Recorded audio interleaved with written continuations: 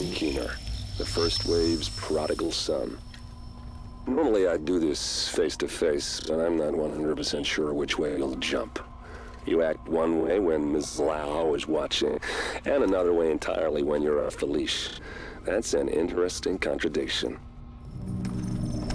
You see, I think that deep down, you get it. You know, the old rules, laws, governments, those things died on Black Friday. But the feral PMCs, the convicts, the ones smart enough and good enough to take what they need, they'll survive. Me? I'm gonna prosper.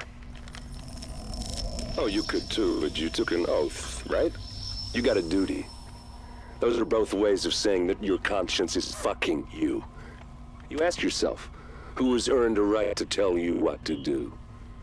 Do you know how many agents died to hold the Dark Zone, just for the brass to give up and put a wall around it? You don't believe me? You should check the place out for yourself. But the people you're working for, they're irrelevant now. Amherst changed how the game is played, and I have got the vision to win. I got Chernenko, I got a DNA printer, and a very interesting recipe book. I'm gonna write my own rules. You should think about getting in on this thing. I'll be seeing you.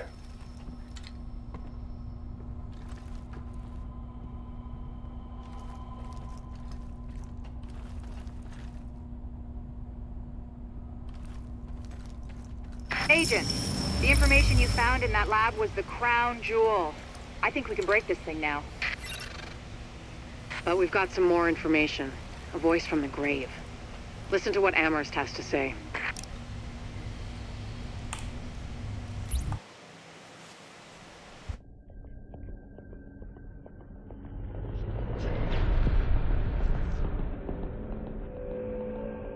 What you're looking at is the smallpox virus, one of the deadliest pathogens on the planet.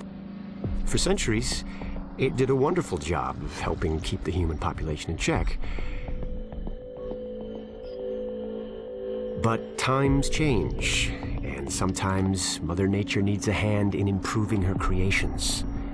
Like, say, speeding them up a little bit, making them contagious when they should be quietly incubating in a host, or making them more lethal.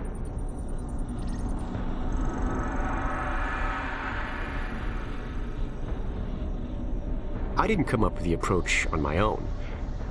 My friend Vitaly is one of the pioneers in the field, and the idea has been around for years. Genome as data. You see, once we digitized DNA, we made it infinitely mutable. We could do 1,000 virtual variations in the time it used to take to grow a one-lab-grade generation of pathogens. And we could pick the best, most lethal combinations and make them real. That's how you make a killer virus, you see. Mix in genetic code from other diseases, and you move the sliders all the way up on lethality and virulence. The goal was a 90% mortality rate.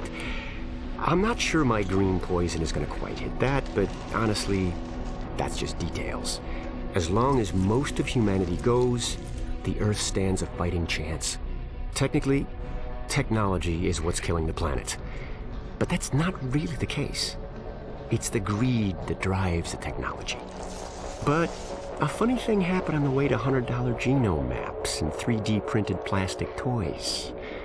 Someone figured out those technologies could be repurposed, modified for the greater good. Me.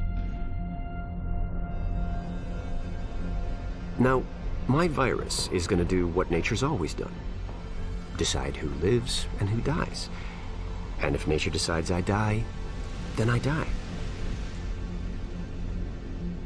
If nothing else, I'll have a lot of company.